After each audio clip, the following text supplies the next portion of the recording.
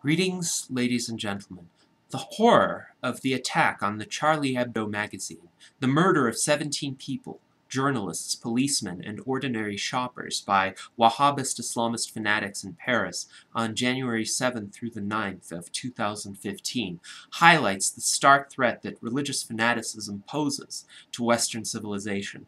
The perpetrators of this barbarism have thankfully been eliminated due to the concerted, decisive, and careful work of French police, who managed to destroy the murderers and hostage-takers without harming or terrorizing innocent, peaceful civilians in the process.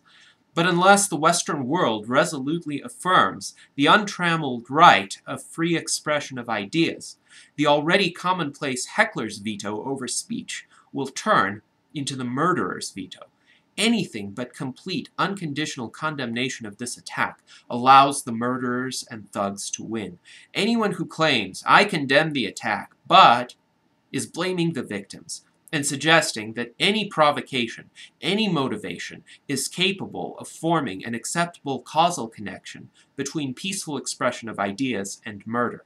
For those who resolutely defend the Western values of individual rights and secularism, the only question should be, does the expression of a viewpoint ever, under any circumstances, justify the death penalty? If the answer is a resounding no, as it should be, then there can be no but. The Western values that developed over millennia of philosophical evolution and finally emerged brilliantly during the 18th century Age of Enlightenment are universal human values, affirming human dignity and decency, the potential for peaceful cooperation among diverse viewpoints, the superiority of the creative mind over brute force, the potential for the human condition to be elevated through reason and persuasion, not intimidation.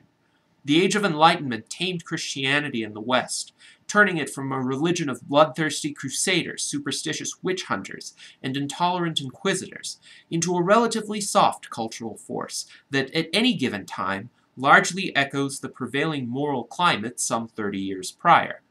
Christians who have been influenced by the Enlightenment, and even those who reject it, who have nonetheless found it necessary to adapt to the world it shaped for over 2 centuries, accept, with the exception of a fringe of fundamentalist fanatics, the basic preconditions for life in a civilized society, including the respect for the political, economic, and philosophical freedoms of those who think differently from them.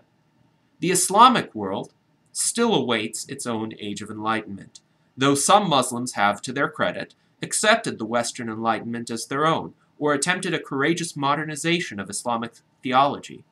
Those Muslims who say, "Je suis Charlie," are my allies, and I wish to see more Muslims embrace this attitude. But they have an uphill battle to fight, not just against their fanatical co-religionists, for whom no human life is sacred, but against the purveyors of postmodernist political correctness in the West, for whom the avoidance of giving offense trumps the necessity of standing on principle when the stakes are high. And the stakes are high indeed. If the murderer's veto can result in any idea becoming inexpressible due to self-censorship and pressure from the so-called reputable elements of society, then it does not matter what laws or constitutions say. If a sufficiently large element of society exists, whose members have a hair trigger for offense and will kill you if you infringe upon their arbitrary taboos, then freedom of speech becomes a legal fiction, and de facto blasphemy law is the reality. The best protection for freedom of thought is its frequent and prominent exercise by as many people as possible. Had prominent newspapers and magazines given frequent circulation to the wittily and refreshingly irreverent cartoons that Charlie Hebdo produced, which does not, by the way, rule out also publishing critiques or rebuttals from any other peaceful perspectives, then the murderous quartet that planned the Paris attacks would have had trouble choosing a target. Indeed, much about Western culture and lifestyles offends Wahhabist Muslims today, yet we do not see Westerners being routinely shot for failing to pray 5 times per day facing Mecca. Almost everything about Western science, representational art, music, and clothing is inimical to Wahhabist Islam, yet the purveyors of these ubiquitous aspects of Western life, many Muslims among them too, go unharmed by the fanatics. If politically correct fears are allowed to marginalize any form of expression for fear that it might offend, then any person who dares stand up for that expression, as is that person's inalienable right, becomes a target for those who would relinquish even their own lives in order to cow a society into submission to their twisted, progress-stifling ideology. Political correctness accelerates the transformation of rights into taboos, until nothing of importance can be said, and any act of substance, any design to improve the human condition, would involve maneuvering through a minefield of hysterical, volatile, contradictory, and irrational so-called sensibilities of the offended parties du jour. So what is the solution? The elimination of the murderers themselves does not guarantee that similar murders will not recur. Indeed, the few courageous newspapers that reprinted the Charlie Hebdo cartoons have themselves become victims of threats, and even an actual attack on the Hamburger Morgenpost in Germany. The solution is to resolutely reject victim blaming, and for the prominent political, journalistic, and cultural figures of the Western world to themselves espouse the sentiments that the murderous fanatics considered so enraging. Je suis Charlie is a decent start, but a reiteration of the messages of particular cartoons would be far more effective. If the cartoons were republished on whitehouse.gov, parliament.uk, and elysee.fr, as well as the websites of all other national governments and publications with large readership, then a strong signal would be sent that Western societies still stand for the complete ability of any intellectual expression to occur, without its author receiving the death penalty or the kind of politically correct condemnation that invites the executioners to try. While it is not the role of governments to opine on matters of religion, it is their role to protect the rights of their constituents against infringement. Standing by the Charlie Hebdo cartoons and any similar critiques of any religion would be a stand for the safety of anyone who would express a controversial or unpopular idea. Without a clear promise that such safety will be pursued, free speech means nothing in practice, since the expression solely of bland, prevailing, or popular ideas can occur in any society, with or without legal protections. We should be thankful to the few publications that did repost the Charlie Hebdo cartoons, such as the Huffington Post, which presented a prominent sample. To encourage the expeditious arrival of an Islamic Enlightenment, a clear distinction between so-called moderate and so-called radical Muslims should be made.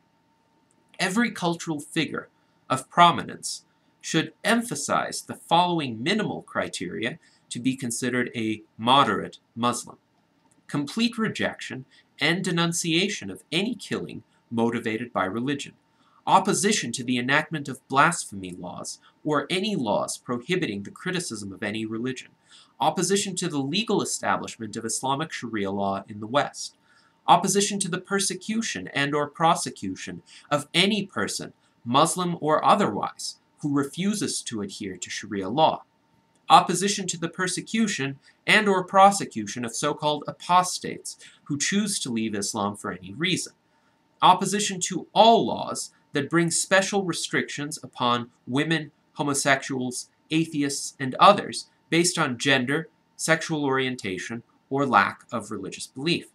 Support for the right of those who disagree with any tenet or practice of any variant of Islam to peacefully express their disagreement or criticism, even if such expression is uncomfortable to some Muslims and offends their sensibilities. Recognition that any individual should have the right to draw Muhammad or any other religious figure, and the choice to exercise that right or not is purely a personal matter. Finally, the alarming tendency of many long-time residents of European societies to drift toward fundamentalist Islam should be culturally combated by means of a new renaissance of Western culture. Those who consider, rightly or wrongly, contemporary Western life to lack a sense of purpose or direction can find far better antidotes than a murderous creed of militant fanaticism whose spread is explained by its function as a mind virus that short-circuits logical thinking and renders its carrier impervious to empirical evidence. Here, the damage done by the postmodernist critics of Western culture and its universal human values should also be reversed. In particular, the idea of progress, the ability of humans to dramatically improve their condition through the application of reason, science, and technology, should be revived and asserted with renewed vigor in all areas of life. Beyond survival, what is the purpose of life?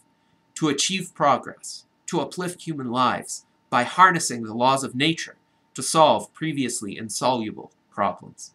The humanism of the Renaissance and the Enlightenment should be extended into its logical next phase, transhumanism, the application of science and technology to overcome age-old limits to the human condition. The deployment of the next generations of technologies, from medical breakthroughs to efforts to colonize other worlds, should occur as rapidly as possible in all fields. No amount of help is excessive in pursuing this goal, and so anyone can find meaning in contributing. While we implement such a decisive push forward along the path of progress, we should also remember that we stand upon the shoulders of giants. Great historical achievements of Western art, music, science, literature, architecture, and engineering should be emphasized and celebrated. The achievements of Middle Eastern thinkers of the early Islamic era, prior to the lapse into doctrinaire orthodoxy that occurred due to al-Ghazali's influence during the 11th century, could also be incorporated into this celebrated legacy, as doing so would show many Muslims that their own cultural history offers a way out of the quagmire of fanatical intolerance. New cultural monuments should emerge, inspired by the achievements of the past, but also embodying an aspiration toward a better future.